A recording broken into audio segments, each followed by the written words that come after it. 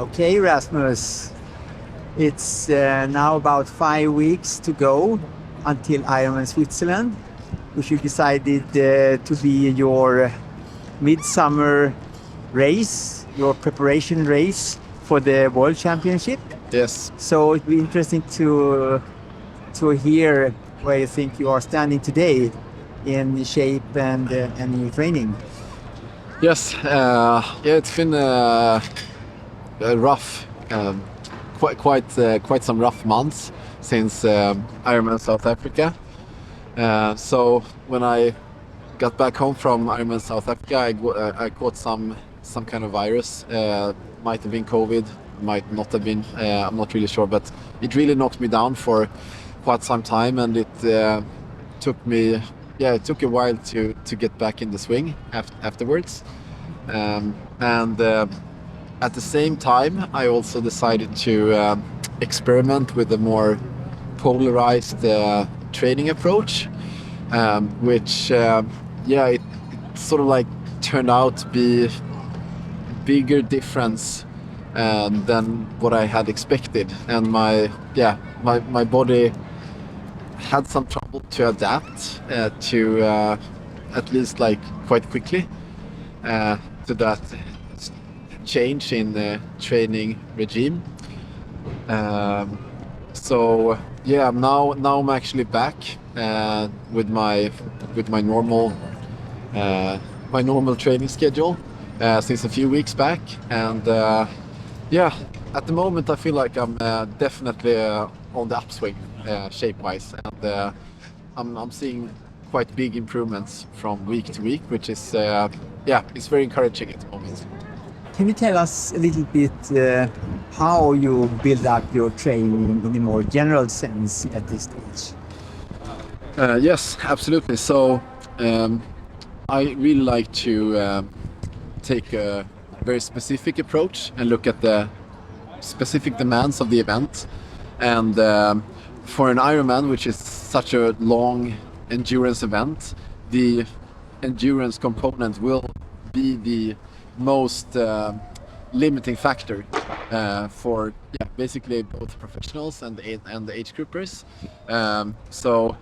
It's basically all about trying to rack up as much aerobic volume or endurance sessions as possible, and I also believe it's important to have some kind of quality in your aerobic training and the endurance training. So it's supposed to be somewhat challenging. I mean, of course, it needs to be comfortable because you need to do such a lot of volume, but at some points it's not supposed to be too comfortable either. I have target like power on the bike and paces on the swim and run, and I used to my goal is to aim to conduct almost all my training within a range of 10 to 20%, both above or below my target pace or power in my training, and I think that's that's a good goal for most people preparing for an Ironman. Yes, and today I went with you to the pool deck, and I met for the first time your new swim coach, Antonio. Yes, a very nice and a very big guy, and it looks like you are doing a lot of good work with him. Tell us a little bit about that project. Yes, so I started working with Antonio, he's actually the coach of the Swedish national team in swimming. Maybe 6 weeks back, something like that, and we had a very strong focus on my technical development in my swimming, because that's probably the lowest hanging fruit where I can make the most improvements. It's been a bit of a different focus on the swim, and it's I mean, nothing obviously happens overnight, but there has definitely been like a few really breakthrough moments And yeah, I mean, for the first time in quite some time, I'm really like actually looking forward to head to the pool and swim, and that's just huge improvements for me, and then like a real yeah, like such a relief to have that feeling again for my swimming. So yeah, it's been great in pretty much every way. It's obviously a very long-term project. Absolutely.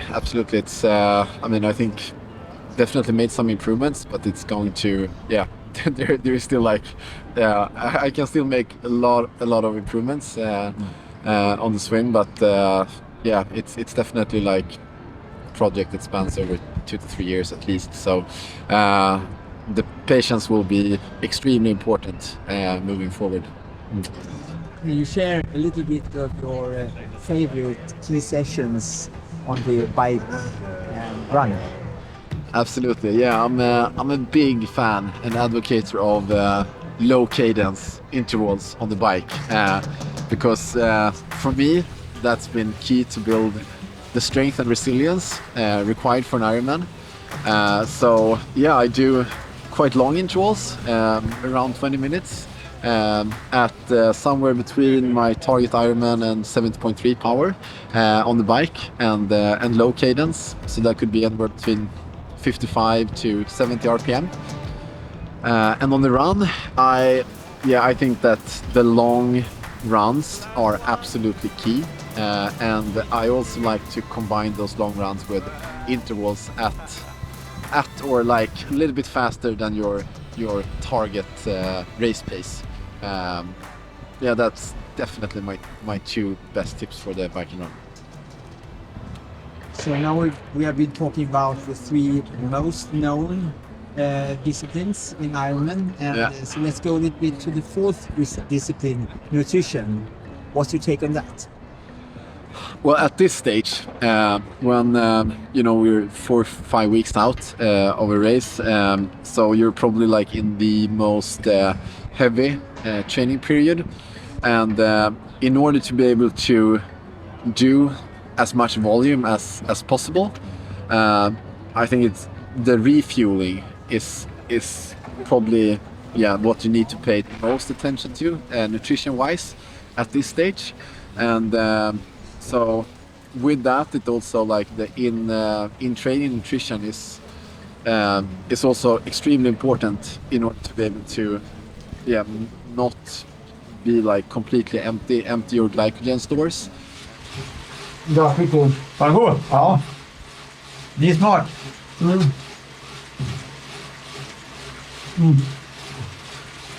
Och sen heter blåbär med smakar blåbärspaj. Och Jesus, det är ännu bättre. Det måste jag smaka. Och efterrätten klar då, för kväll. So I try to, yeah, basically take in as much nutrition as possible during the sessions, and afterwards, like refill as much as possible, because it's quite well known, both from a scientific perspective and like my experience and anecdotes from other people, that in order to cope with a very high training load, like the carbohydrate intake is and like the level on your glycogen stores is extremely important. So I try and, like, you know, keep my glycogen stores as full as possible. Of course, I mean, when you train 30 hours a week, you're not going to be able to keep them like full at all times, but I do my very best to, yeah, aim for that. You take some night meals as well. I notice when I come up in the morning. Yeah, absolutely. That's the key. Yeah. Yeah. So how long will this last? I think quite long. This is quite much. Yeah. And sports drinks. Woo. 10 kilos. Do you have any special advice for each groupers that are preparing for their Ironman race? I think that at this stage, when you're doing so much training, and I mean, it can be definitely can be like a little bit dull, because you're just gonna do so much training or everything. Um, but I think that one good tip that I have is to visualize the race. Think about the race, because that will give you so much motivation and you know, fill you up with so much excitement during training, and will give you, yeah, the extra edge, to get through the training, and it will get you will like enjoy the training so much if you like think about, okay, now I'm in the race, yeah, I'm fighting for this last Kona slot or whatever it might be, and yeah, that I do that a lot, and it gives me so much joy. Don't be don't be afraid to just let your playful mind have its own way during the sessions.